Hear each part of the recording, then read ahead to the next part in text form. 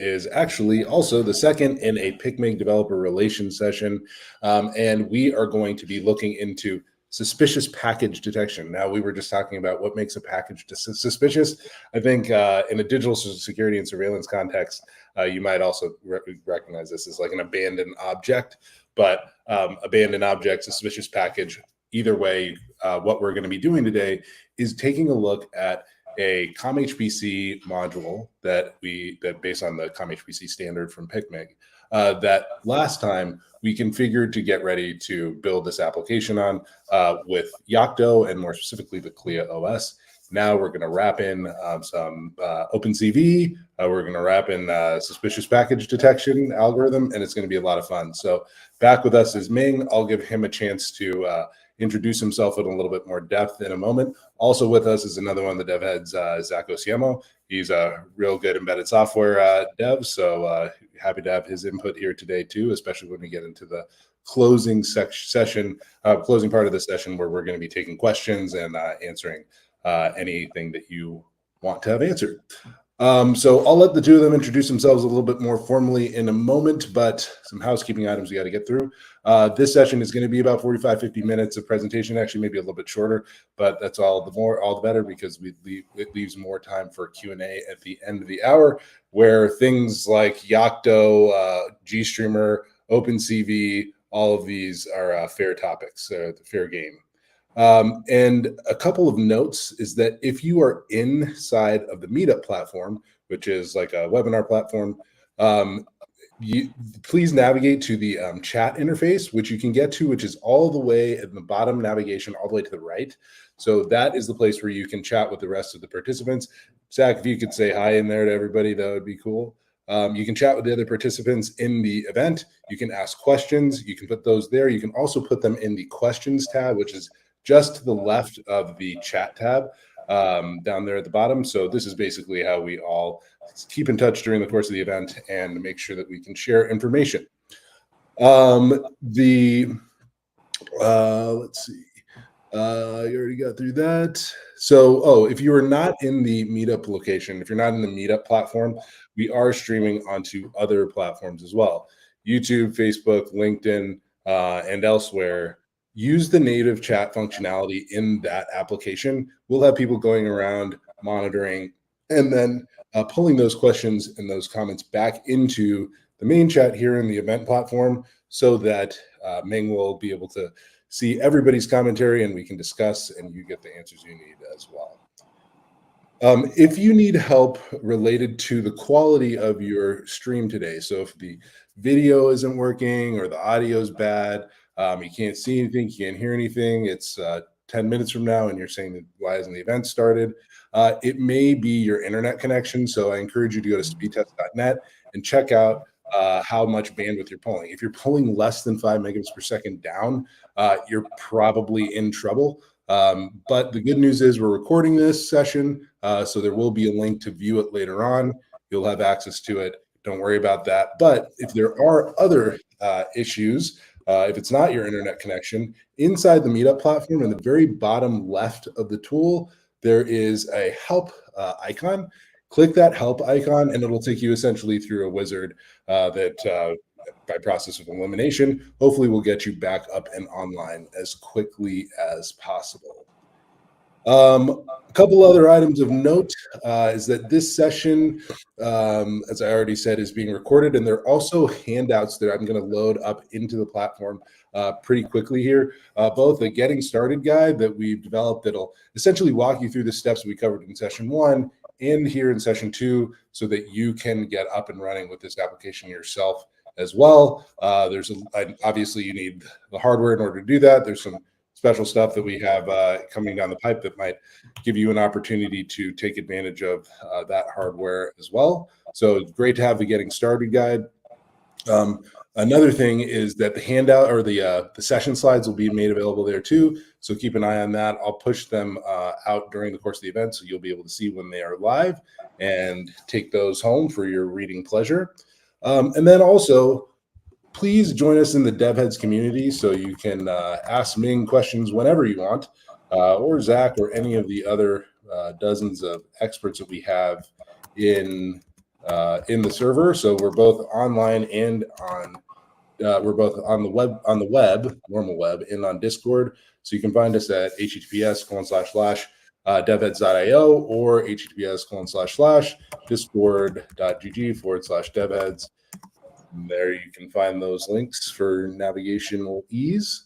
And then towards the end, stick around. We'll be talking about some future sessions that are somewhat related to this. Specifically, Hemel Chevley is going to be going into some hardware design considerations that, because COM-HPC is a two-board architecture, things that you might want to consider if you were looking at designing a two-board architecture for this type of application. So I'll provide some more information on that. And without further ado, after all of that mouthful of stuff, I'm going to let Ming introduce himself. So Ming, do you want to say hi? Well, I was going to say, if you want to let Zacck introduce himself first, because I'll introduce myself that's in my slides. So that's probably a nicer way of doing it. That makes sense. Hey, everyone. I'm not going to take a while. I'm Zacck. I'm a software developer. I mainly work on real-time systems. And today I'm here as the guy watching Ming do his presentation and asking questions on behalf of you guys. Yeah, amazing. I'm here. Zac's official role will be to determine how suspicious the package is. Yes, that as well. So, sharing my screen, get everything sorted. Right, so this is going to be part 2 of the series. So in part 1, we were just looking at the build-up, the hardware, getting everything prepped. So this is now we're going to take what we've got and go forward with it. So quick introduction to myself. So I'm Ming. Ian Ming is Runciman. I've spent over 30 years playing around in the Unix and Linux world. I spent 15 years as an IBM business partner, and I was designing a high-end kit back then for back-end systems for the banks and the airports and things like that. And then came down into the embedded world as becoming smaller and smaller. And where I was looking at for the whole aspect of talking about the GStreamer, OpenCV, I actually spent 6 years developing various bits of things for smart car parking, using video analytics over a whole bunch of camera systems out on car parks to try and make things easier for people being able to pay for their parking. And I would like to say that back then I was one of the nice people. I then spend a lot of my days nowadays building systems for my customers using a Yocto project-based system. So I'm spending my days actually with my hands on the keyboard doing this sort of thing. So it's trying to share some of the experience that we've got over the years. So when we're talking about what we're actually trying to look at for this particular session, we're looking at, I'm going to be saying that just looking at abandoned objects. In terms of suspicious objects, I mean, that could be what is a suspicious object. But I'm just going to be keeping it very simple because this is an introduction to the concept of playing around with OpenCV, bringing in computer vision, bringing in some of the artificial intelligence type things into our workflow. So we're looking at trying to detect something that has been abandoned in our field of view. So this could be useful for things like a suspicious object left in an area. So things like, I first came across this when I was looking at video analytics back in the early 2000s, looking at abandoned bags on an airport general area, being able to flag that up quickly and being able to then send people out to go and do something about it. Another place of when I was looking, coming back to my traffic work, we were looking at, can we detect if a car has stopped on a railway crossing? Because this is not a good thing. We don't mind cars going over the railway crossing, but if something has stopped on it, that is a dangerous situation. Things need to be alerted quickly. So this is the sort of thing that we're looking at doing. But this is just a very high level proof of concept of what we are doing. So what this is going to be covering in this session is a quick just overview back on the actual the COM-HPC hardware that we've been using for this product or this particular project. But then looking at GStreamer, which is going to be the back-end video pipeline, and then OpenCV, which is the Open Computer Vision library that a lot of the video-based analytics is based upon these days. And then looking at putting the two together and coming up with a very, very simple abandoned object detector, which we're then going to actually demonstrate. So coming back to the kit, I mean, I spent a lot of time going over the kit in part one, but it is the dev kit of the COM-HPC. It's quite a nice, useful little kit in terms of comes in this briefcase with absolutely everything you need to get up and running. It's got the main carrier board that's got all of the interfaces through to the outside world. So it's got camera connectors, it's got sockets for the NVMe drives, it's got USB slots, all of these sort of things. So it's actually great as a nice self-contained unit. And then the compute module that sits on top of this is going to be a 20-core 13th generation i7 system. It comes with 16 gig of RAM, but that can be expanded if your application needs it. So it's quite a nice, solid base for a development platform. And then last session, I went into how we actually configured things up with the Zacck Clear OS and how we integrated all of our things to get us to an actual workable platform. So we were using the Clear OS, which is the operating system that is supported by the Zacck system. It's actually a Yocto project powered by the Open Embedded. So that means that although it is a Clear OS as the actual OS distribution, which hooks into the whole Clear ecosystem, being a Yocto-based system, it has all of that flexibility that you would expect with a Yocto-based distribution. Looking at it from our perspective, so we've got things like GStreamer, which is included in the standard layers of Pokey. So down under the layers, Pokey, Meta, Multimedia, are the GStreamer recipes. But then our Clear OS will then append to those recipes to optimize it for the platform that we're actually going to be working on. So this is where we can be looking at making the best use of the hardware by having a project that is optimized for that hardware.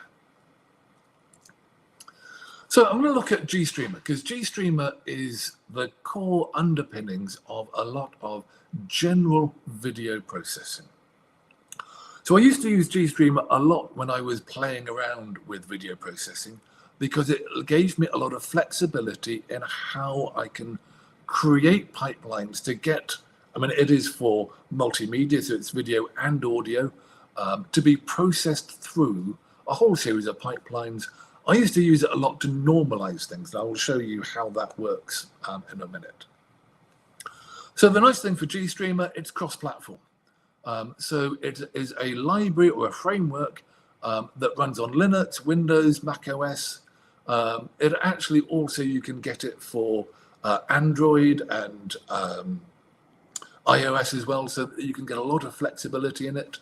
It's got bindings for a lot of languages. It's written in C, C++, but there are bindings for Python, for Go, for Rust, for all sorts of things, for Java.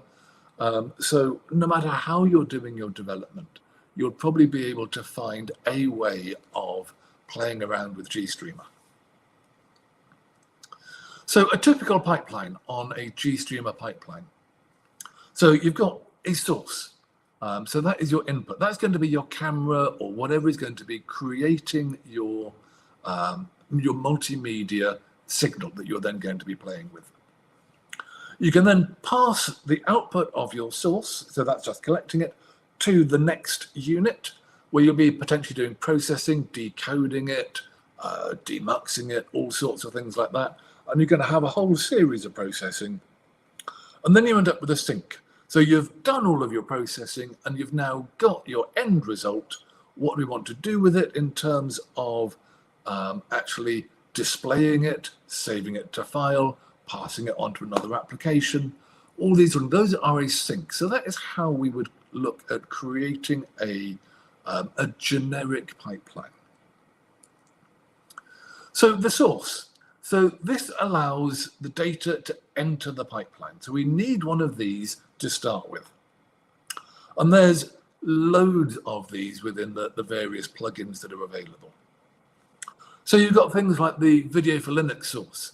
So that will have anything that corresponds to the Video for Linux subsystem, which handles most of things like the webcams and the USB devices, even some of the capture cards, as was how I used to play with it a lot. I used to have dedicated video capture cards with my camera feeds coming into that would come into a Video for Linux. And if they are written to the Video for Linux, they can be picked up by GStreamer and then processed. Another useful one is the video test source. So that just displays a little video test pattern, so that it's, if you've ever seen, I don't know if they actually still show them anymore, of the test broadcast out of hours when they're no longer actually broadcasting things on a channel. But it used to be the little fuzzy white noise with a few stripes and colors and things to actually just show that you are getting a video signal. Another one that I use a lot is RTSP. So that can take its input from any RTSP stream. So I actually use it for IP video cameras. So when you've got IP cameras dotted around the place, you can be taking all of those feeds into your input system. And you've also got a file source. So if you've got some pre-recorded video, then you can use a file source to read from your MP4 file or whatever it is, your JPEG, and get that into your processing stream that way. So you've got all of these front ends, and you can just choose what kind of front end you're wanting to then come into your full pipeline. And then for the actual processing of it, there are hundreds of plugins to play with. You've got format decoders, you've got resizing options, you've got changing the color formats, you've got things of combining streams, which is something I used to play with. So you've got in the license plate recognition world, where you've got a color camera and an infrared camera, and you're then combining the two video streams to create a composite one. Green screens. So if you're doing special effects, GStreamer has the ability of being able to have a chroma color and then being able to have the two streams that you're then overlaying on front of each other with your green screen. There are audio filters, etc., etc., etc. If you take a look at the gstreamer.freedesktop.org in the documentation, there is the plugins.doc that will give you a lot of the information about the plugins that you can use. Now, the plugins themselves are in 4 groups. You've got the base plugins, and then you've got the good, the bad, and the ugly. I was trying to find a little screenshot of the good, the bad, and the ugly film, but I couldn't find one that was free of licensing things. So the people that are familiar with your spaghetti westerns, yeah, it is all based around that. So the base plugins. So these are the core plugins that are freely distributable, and they cover a lot of the main use cases. So they've got the free codecs. So these are the things that would be enabling you to play around with anything on the free or the license, no license restrictions of the video formats and the audio formats, etc. You've then got the good plugins. So these are plugins that have got good code quality, they've got active maintainers, they've got good code review, and also they are freely distributable. So you don't have to worry about including them or using them. You don't need any licensing issues to make use of them. You've then got the bad, and these are missing something. So they could be missing documentation, they might not have an active maintainer, there might be the code isn't quite up to scratch, these sort of things. They work, they're reasonable, but they're not completely easily up to the standard of the good plugins. And then you've got the ugly. The ugly are, they're good quality, but you can't distribute them freely. So there's normally something like a licensing issue within the ugly. So if you've got the licenses, you've paid for the licenses or anything like that, then there are the ugly plugins that you can make use of. So the GStreamer syncs as the last thing.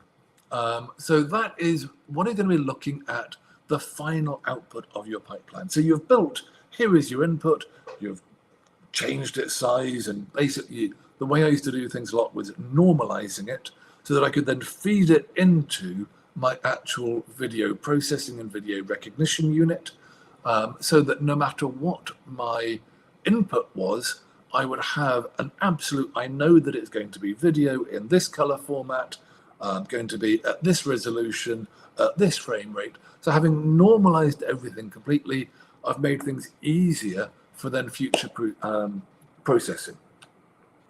So your plugin for your sync could be, if you're looking at X Windows, there is an XV image sync. If you've got Wayland, there's a Wayland sync. If you're wanting to stream the output of your video, there is an RTSP client sync. So that will then stream it out over the network. File sync would write it to file. And there's actually a really nice one of auto video sync. And what that will do is that will work out what is the best way of displaying it for your particular system. So you don't need to work out, are you on X Windows, are you on Windows, are you on Mac? With the auto video sync, then the system, the library framework will work out for itself what is the best way of displaying these video frames in a window for you. So the GStreamer elements, you join them together. So you actually create a pipeline. Now this can either be done programmatically.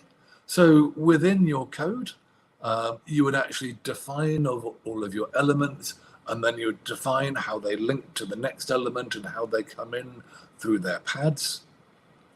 But what's a nice useful thing is there is a command line tool, GST launch.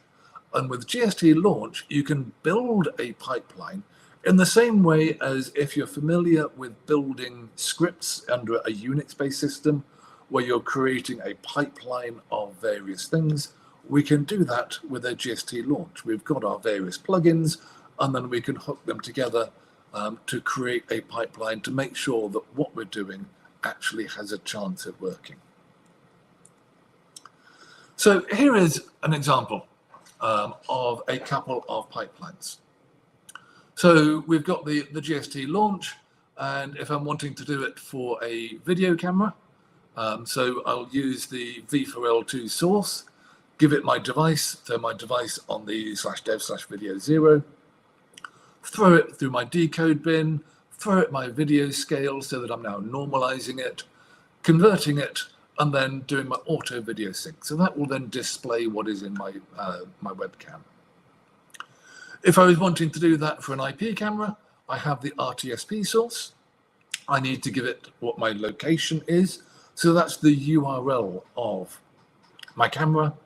And then we're now looking at exactly the same thing for the rest of the pipeline. So we're decoding it, we're scaling it, we're making it, converting, and we've got an auto video sync. So this would be the same thing about showing how you can just swap out the camera and have, or swap out your input and feed that into the same pipeline. So if you're trying to create some kind of video analytics application, you've now abstracted yourself away from your input source. And this is one of the things that I just love about GStreamer in terms of you can create your application, and then with that little bit of the front end plugins, you can now change from a webcam to an IP camera to a file to a whatever you need to do. and you don't need to change the rest of the application. All of that logic, you've now normalized it and just makes life a lot easier. So then we come into the OpenCV. So this is a library, another framework that is developed for real-time computer vision. Again, cross-platform, it's available for Windows, for Mac OS, Linux, Android, iOS, written in C++, but has bindings for, again, the common languages. You've got Python and Java, etc.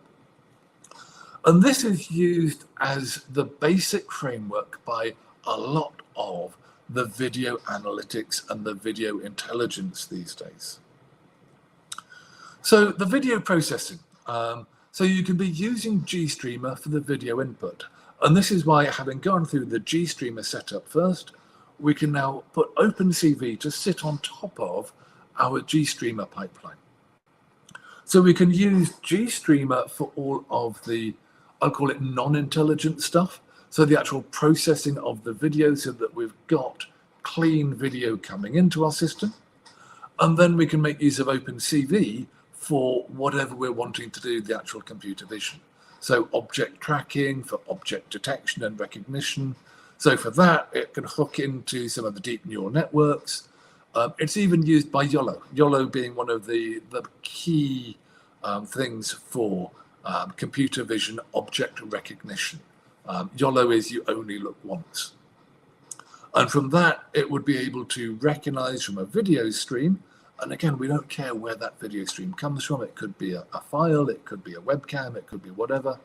And we'll be able to recognize, is this thing a person? Is it a car? Is it a bottle? Is it an apple? So all of that is actually sitting on top of OpenCV. So OpenCV is the foundation of a lot of the general open work on computer vision. So in terms of optimizing OpenCV, again, this is where by making use of our Yocto project build, we are able to optimize, because we're compiling from source for our specific hardware, we can be optimizing for that hardware within our OpenCV build. And OpenCV, again, is one of the standard packages that is included within a lot of the Yocto base packages. So in terms of the hardware acceleration, if it finds the Intel's IPP, the integrated performance primitives, it will make use of those for hardware acceleration. If it has the ability of coming into CUDA, then it will be able to do the hardware acceleration using the graphics card. If it finds, or if you tell it that there is an image processing unit, an IPU, then again, OpenCV can make use of that for its actual hardware optimization to improve the performance of your system. So great flexibility. Now, the thing is, looking at OpenCV would be a several-week project of presenting things. So this is a very high-level view of OpenCV. So I'm going to do a simple thing of, as the very simplest thing, how would we connect up and display a camera? So I'm using all of the Python bindings for this because it's just nice and easy to read.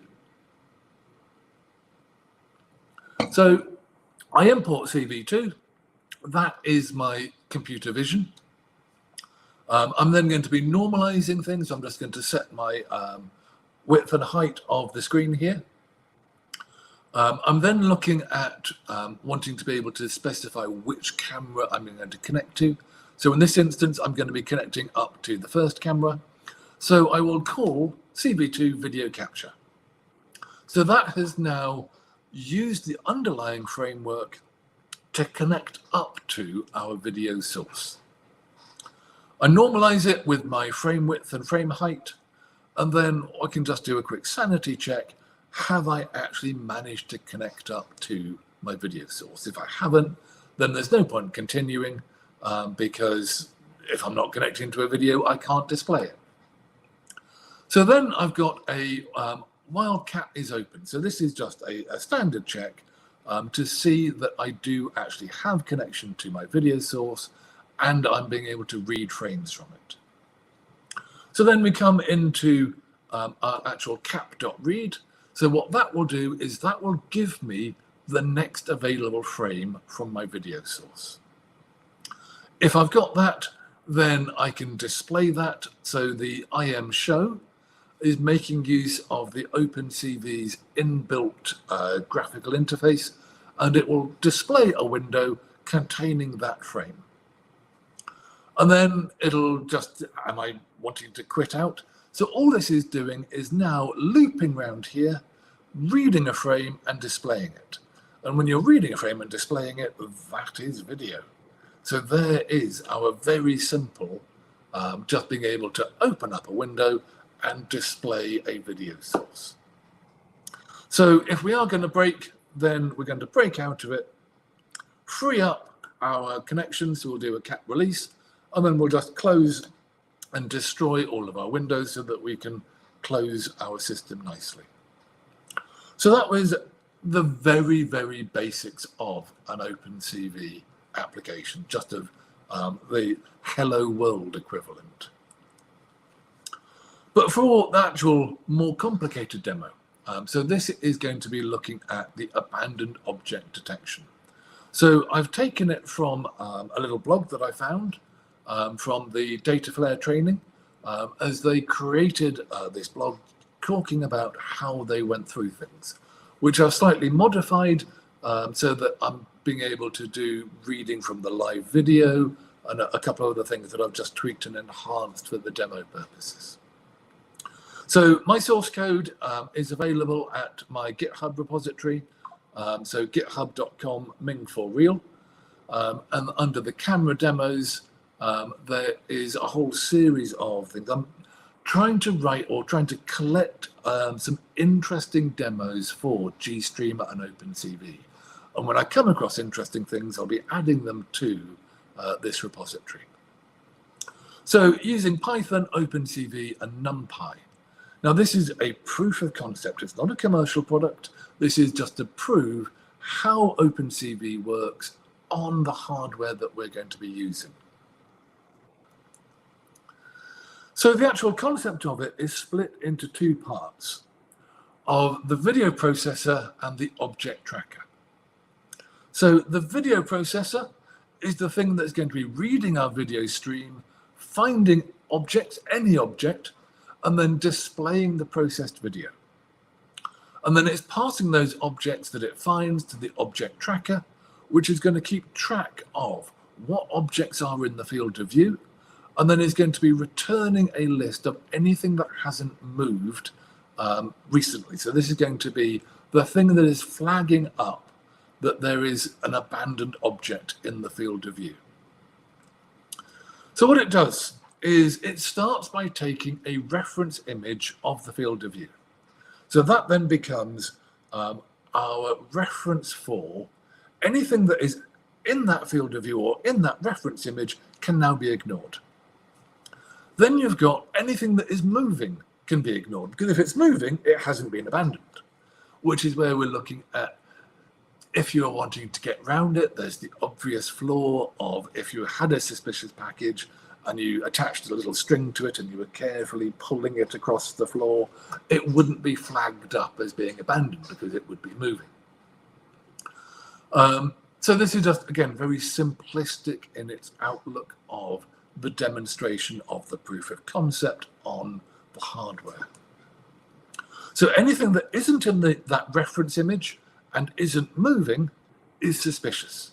That is something that can be flagged up as an abandoned object that needs further investigation. So coming into the breaking down of it. So what we're going to be doing is reading the stream and normalizing it. So we're going to be the similar thing. We're just setting things up. We're getting our video capture, and then we're doing our same thing about being able to read a frame of video.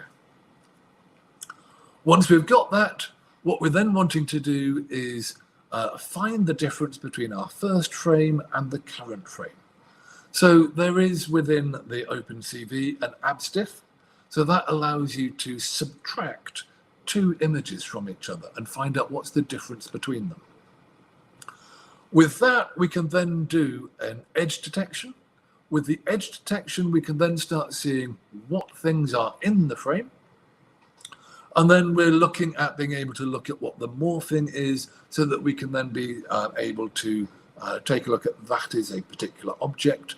And putting that into the contours has now given us a shape that we can put a bounding box around and say, right, we have found an object at this location. And then we can then pass that through to our video or our tracker. So here would be, so this is the frame that we've got.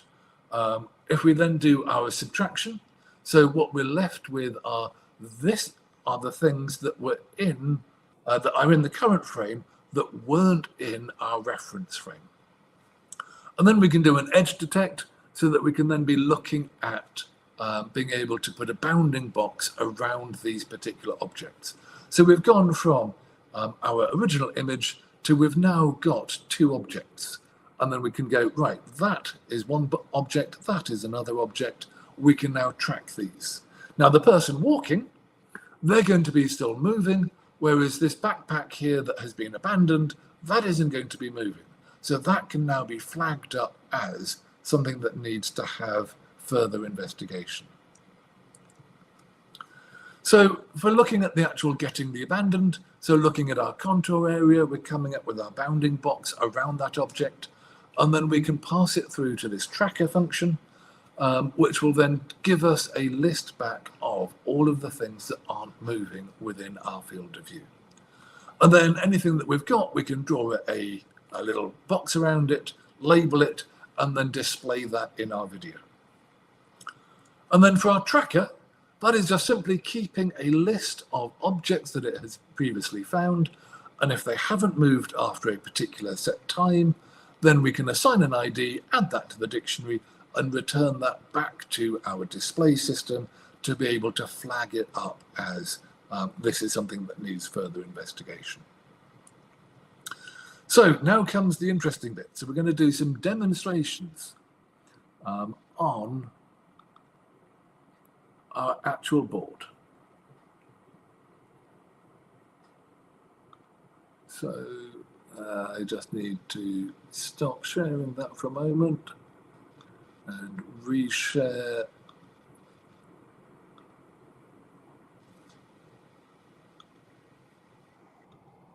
That. So if I then come here and let us wake up the box. So here is the video output. Let's make that nice and big so that we can, come back.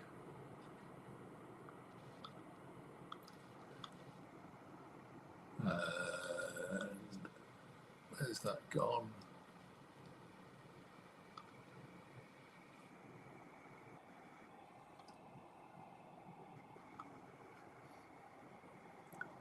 Show all windows, come back.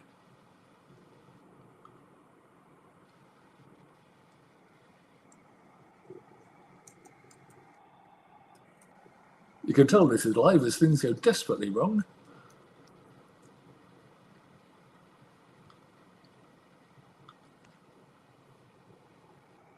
There we go, found the window. Right. Let me grab the keyboard.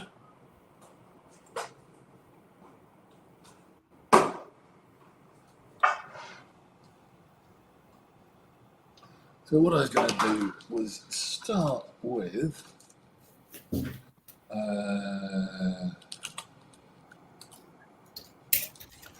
I have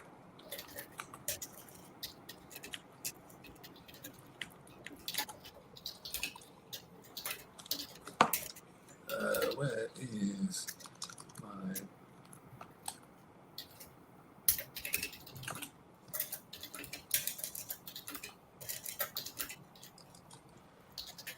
okay, I'll do that in a minute. Come back to use local thing.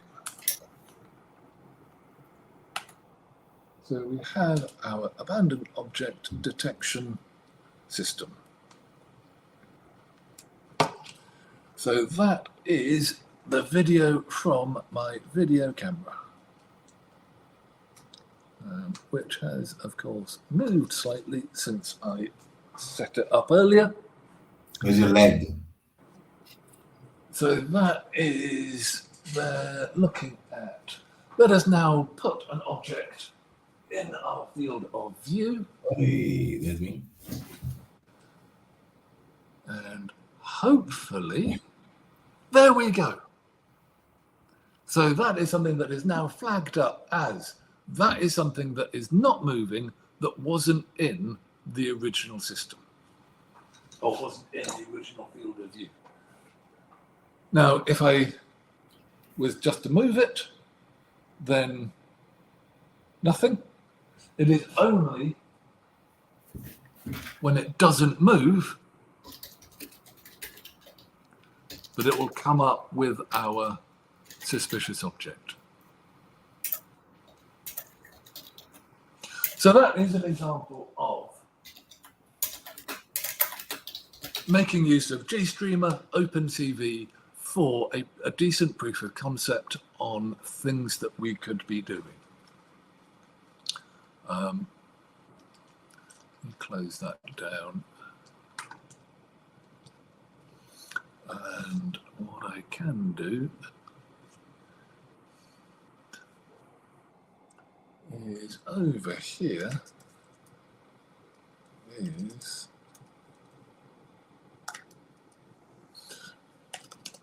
so where I was previously looking at the GStreamer sources.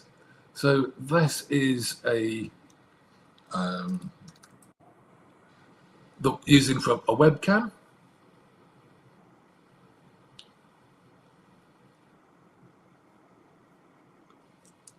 Which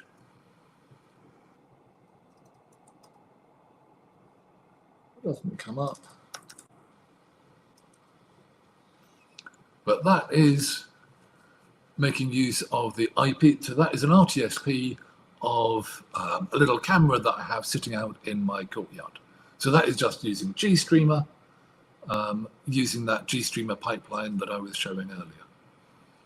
So it's just a way of being able to show that it doesn't matter what our input is, that we can coming through to creating pipelines. So that was just on our using the RTSP source. So there's just a couple of demos on what we have been doing.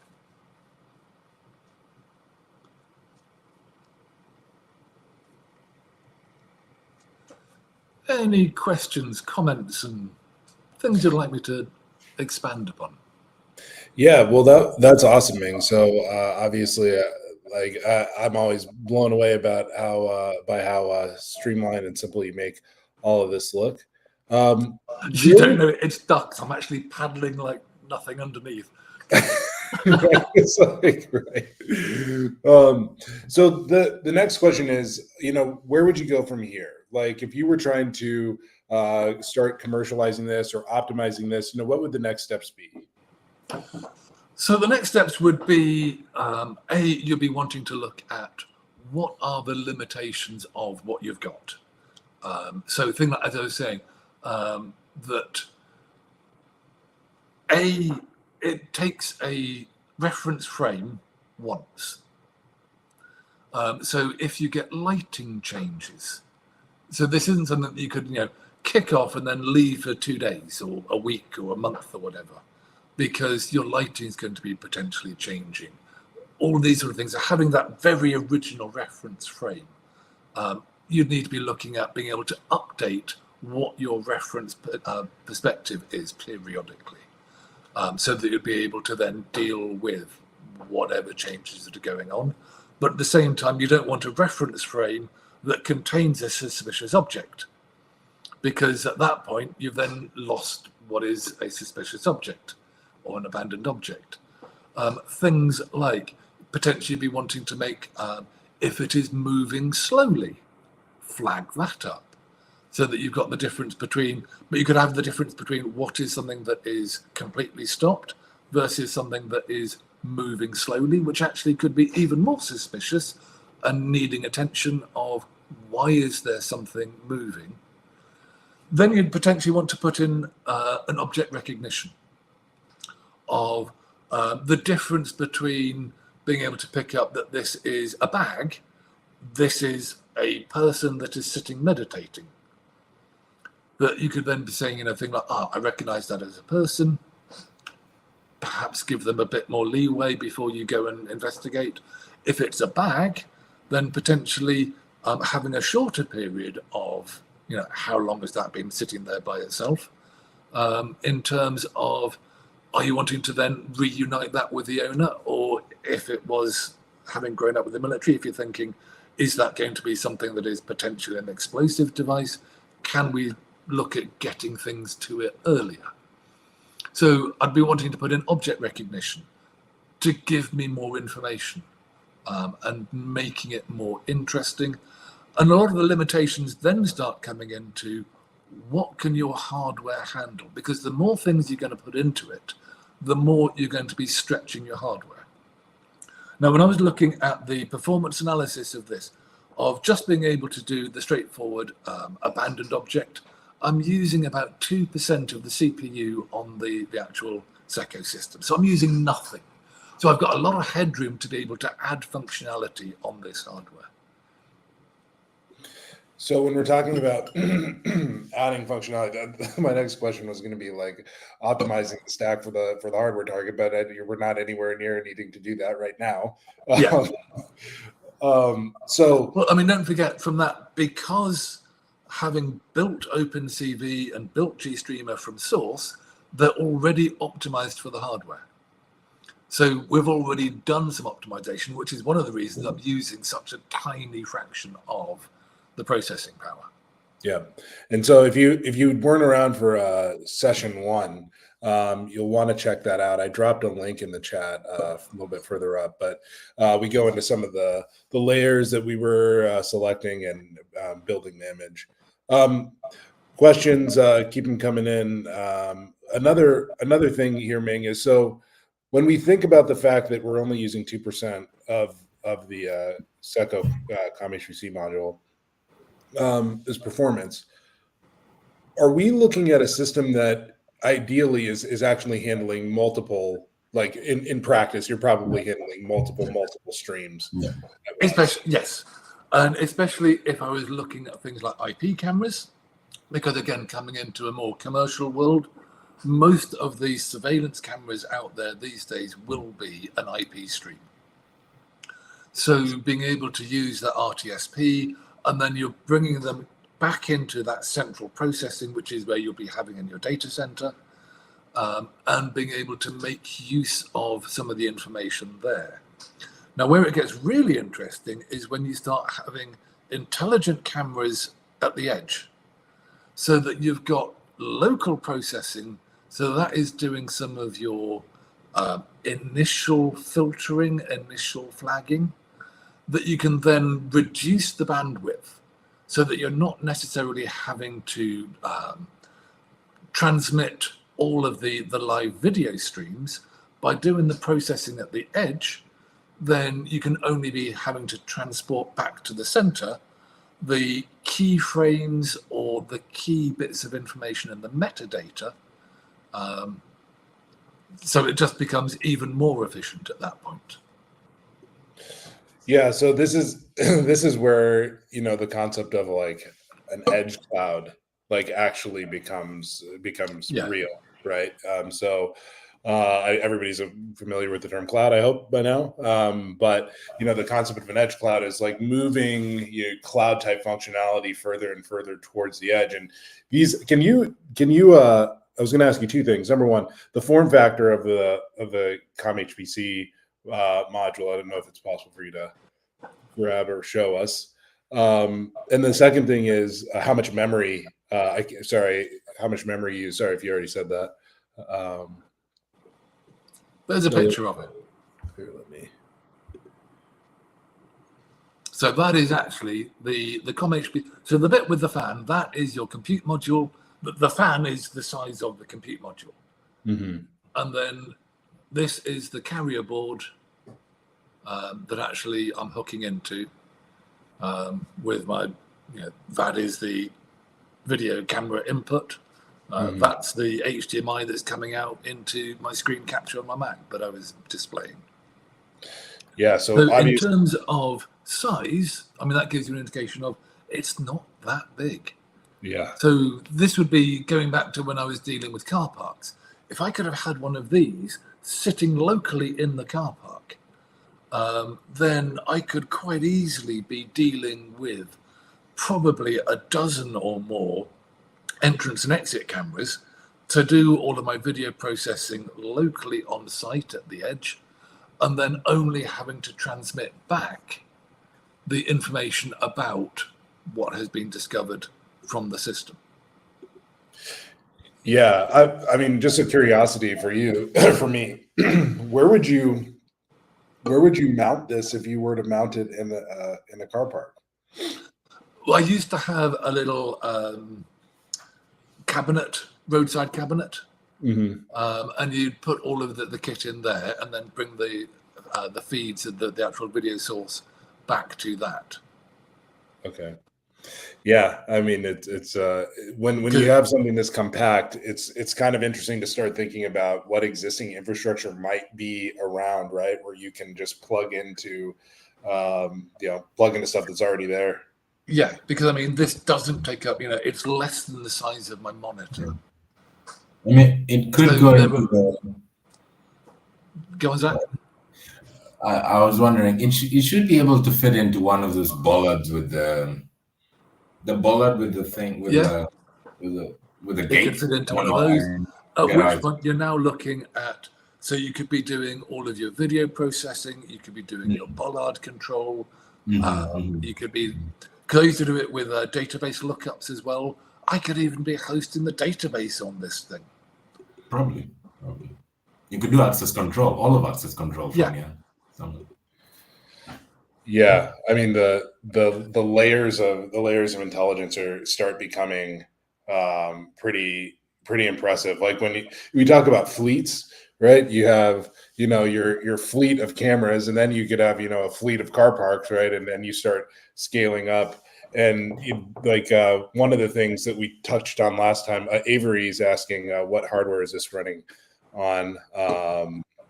And I'll let you answer that in a second, Ming. I think you kind of just did. But one of the interesting things, so CLIA is both the operating system, the Yocto-based operating system that's running here on the COM-HPC module, but it's also like a suite, like a stack that's end-to-end. You've got the CLIA ecosystem. You've got the CLIA OS, which is what we've been running. That is what I built with the Yocto project. That is the CLIA OS, which runs on the hardware. And then you've got the CLIA Astart, you've got the CLIA Edgehog, and the CLIA Portal. Portal, yeah. So with the Edgehog has got that ability to be able to manage that fleet. So back when I was doing my car parks, if I'd have had something like that, so if I'd have had these, because each machine that I used to have back then, I could only cope with 2 camera inputs. That was the most I could do. Therefore, for a large car park, I'd had to have multiple machines on site, whereas this would have been reducing that number down. To then also to be able to commission, maintain, monitor. It's what I would have dreamed of having back when I was in that business. For sure. I think about how embedded this is, right? Because what's the if you're able to run, I don't know, here dozens, plural of cameras could be run through here. So here's a question from Avery. What hardware is this running on? This is a Seco COM-HPC COM-HPC-A-RPL client size A module. So that's based on the PICMG standard, PICMG COM-HPC specification, sorry. And how much more process, this is for you, Ming. How much more processing power is available for all the OpenCV stuff you mentioned? I think you kind of just went over it, but I'll let you answer it. What would it look like to add something like a Google Coral TPU accelerator? So if you were to add the TPU accelerator, again, you'll be able to increase your throughput of what you can be doing with OpenCV. So you'll be able to add in more models, more processing, potentially being able to increase the number of things that you'd be able to recognize. So generally, you're being able to up that performance even more. Yeah, and so this is another when you're talking about doing processing on the scale, and then on the other hand, you're talking about having done this entire application using 2% of the performance that's available. When and why would you start introducing an accelerator to the equation? As you're creating more complex models, what we were doing was a very, very simple. Here's a frame, subtract the current frame, squidge it around a little bit, track the objects. If you are now wanting to be able to do object recognition, classification, all these sort of things, all of those are going to be upping the amount of compute power you need. And, as you're then making it more resilient, you're then putting in more checks, which ups the compute power needed. Yeah. Well, definitely. And I know that there are some partnerships that SECO has, Avery, with some accelerator module providers. I mean, it's a standard platform with some standard interfaces, so it should be easy to connect in pretty much any accelerator that uses PCIe. If it's got the PCIe slot and the PCI Right. connection, the carrier board. But again, coming back to the whole thing about having a compute module and a carrier board, if the carrier board isn't doing what you need it to do, the whole point is you can redesign the carrier board so it does what you need it to do. Right. Yeah. And hence this is a great thing about the open ecosystem here with these PICMG standards and any standards, those from SCAD and other organizations, is that you've got a carrier here that is application specific, and then the modules are sort of plug and play to an extent. So that's great. Shane's talking about an application here where he uses 28 iPhones as smart edge cameras that run some ML and pipeline. Pipe detections back to a local server. I guess it's. No, it kind of makes sense. It kind of makes sense. Can you explain this? Can you explain this a little bit, Zach? What Shane's talking about? Or maybe. No, wait. They're actually doing a really interesting application. They're tracking offsides in soccer, which can be really complicated, and I understand why and now it makes sense. And then it's a Premier League application, so they do have the money to run 28 iPhones. That's okay. It seems like they need to know where the player and the ball and other players were. So they practically almost need AI or machine learning right on the camera. It kind of makes sense, but I might be wrong, but it kind of makes sense that they're using that much compute at immediately where the camera is. They can't afford to send it back like me to the machine first. They have to have it right there. So it kind of makes sense. They're doing. Go ahead. I was just going to say, I can definitely see the advantage of running on an iPhone as a general purpose AI edge thing, because you've got the AI coprocessor within the iPhone. That's going to be cheaper than developing a specific application, specific hardware. So, maybe. I mean, what are iPhones going for these days? Like $1,500 for top of the range, whereas the one that they've just announced, the 16E, I think it's coming out at about $700. Oh, really? Okay. I'm several generations behind, if you couldn't tell. I'm still on a 12, so yeah. I'm still on the Razor. So yeah, I guess too, and actually that brings up another good point. So like, where's the good, like economically, where's the good range for this, right? Because if you how many did you say he had, Zach, that Shane was working with? 28. Okay, so yeah. Like there's a point at which the economics of this start like tilting in one direction or the other, right? So you have to design a carrier, right? I mean, you're not going to do this, isn't going to be a nothing endeavor, right? So if you're in a really, really low volume, like that low, maybe you buy an iPhone, or use an iPhone.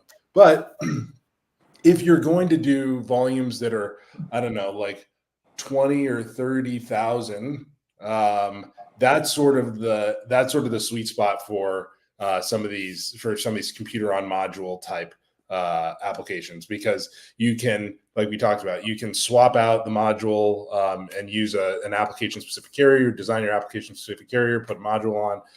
Once you start getting above that, you might want to start looking into designing your own specific board for your own specific application that's really tailored to whatever your application requirements are. But if you're in that low thousands to sort of mid tens of thousands, this is certainly a really good option to have.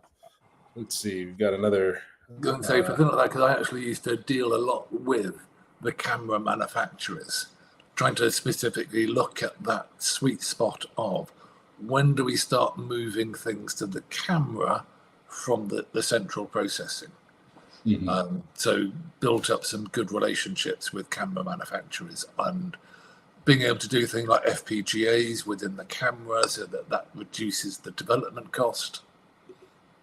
Yep, exactly. I mean, man, think about some of the really crazy specialty things that can get very, very expensive at low volumes, but then at higher volumes, at ASICs, basically, at higher volumes start to make more sense. Avery puts in here, mine might be more of a discussion for the Discord. Have you heard of Lucas Henkel? Yes, I have. He creates awesome content. If you don't know of Lucas, just check out the chat here. If you were in another application, no I, Avery, so it's just Henkel. But this is Lucas. He does a lot of open source hardware stuff. Definitely somebody to check out. I think he's building some I don't know, makes eight products or something. But yeah, check out Lucas. He's got some interesting takes on hardware in general. So if you want to learn a little bit more about how to design open source hardware, you can check him out.